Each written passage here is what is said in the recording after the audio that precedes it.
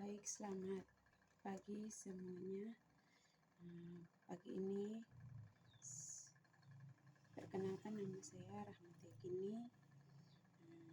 Pagi ini saya membuat sebuah video yang berjudul mengenai pengembangan organisasi. Dari tugas 1 itu ada beberapa soal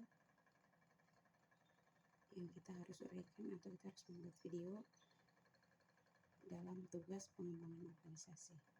Yang pertama yaitu mengapa organisasi tersebut perlu dilakukan perubahan dan faktor-faktor apa saja yang mendorong organisasi tersebut melakukan perubahan. Di sini saya menjelaskan sedikit penjelasan bahwa organisasi perlu melakukan perubahan untuk mengadaptasi lingkungan yang dinamis dan memenuhi ketentuan yang berlaku di pasar yang terus berkembang. Di sini faktor-faktor yang mendorong perubahan meliputi kemajuan teknologi, globalisasi, dan kebutuhan untuk meningkatkan efisiensi serta efektivitas operasional. Mengapa organisasi perlu melakukan perubahan? Karena satu, ada beberapa, yaitu adaptasi lingkungan. Organisasi harus beradaptasi dengan perubahan lingkungan eksternal yang cepat, seperti perubahan pasar dan preferensi konsumen. Berikut yaitu tuntutan pasar. Di sini kami menjelaskan bahwa untuk tetap kompetitif, organisasi perlu memenuhi tuntutan pasar yang semakin kompleks dan beragam. Yang berikutnya lagi yaitu inovasi dan efisiensi. Inovasi dan efisiensi merupakan perubahan yang diperlukan untuk meningkatkan inovasi dan efisiensi dalam proses kerja yang dapat meningkatkan produktivitas profesional. Berikut yaitu kepuasan karyawan. Perubahan juga adaptasi juga dapat membantu peningkatan kepuasan dan motivasi karyawan yang berkontribusi pada kinerja organisasi untuk mengatasi alat dan sistem baru agar tetap relevan. Berikut yaitu globalisasi. Berikut yaitu globalisasi. Persaingan global mendorong organisasi untuk beradaptasi dengan praktik terbaik internal dan memperluas pasar mereka. Yang berikut yaitu perubahan sosial. Di sini perubahan sosial menjelaskan bahwa pergeseran dalam nilai sosial dan budaya mempengaruhi cara organisasi beroperasi dan berinteraksi dengan masyarakat. Yang berikut yaitu kejutan ekonomi. Kejutan ekonomi, fluktuasi ekonomi seperti resesi atau krisis dapat memaksa organisasi untuk melakukan restrukturisasi atau perubahan strategi. Ini regulasi kebijakan. Regulasi kebijakan, perubahan dalam regulasi pemerintahan atau kebijakan industri dapat mempengaruhi cara organisasi beroperasi, memerlukan penyesuaian. Yang berikut yaitu kekuatan internal. Kekuatan internal, masalah internal seperti ketidakpuasan karyawan, produktivitas rendah, atau kebutuhan untuk pengembangan sumber daya manusia juga dapat menjadi pendorong perubahan. Nomor 2 itu modal diagnosa,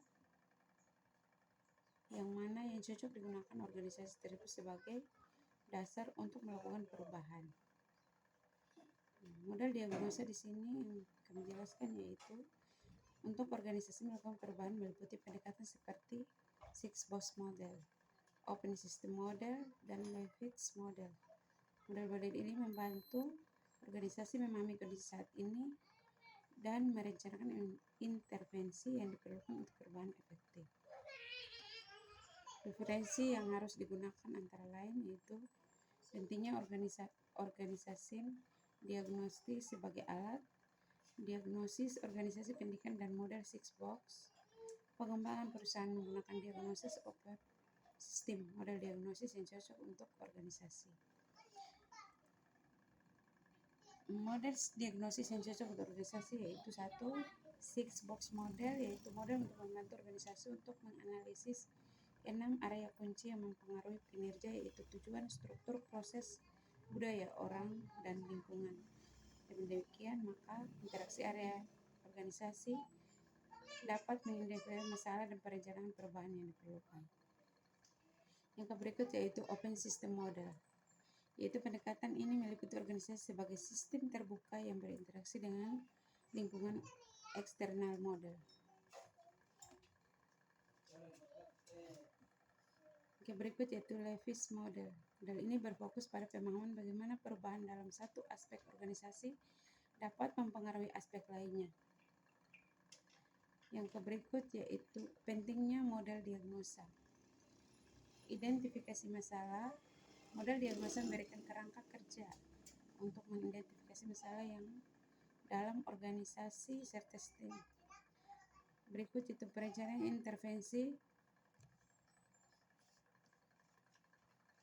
intervensi dengan pemahaman yang jelas tentang kondisi saat ini. Organisasi dapat merencanakan intervensi yang efektif yang sesuai dengan kebutuhan. Yang berikut yaitu evaluasi kinerja. Model ini juga memungkinkan organisasi untuk mengevaluasi kinerja dan efektif dari perubahan yang ada. Soal nomor 3 yaitu model pengelolaan perubahan apa yang paling cocok digunakan.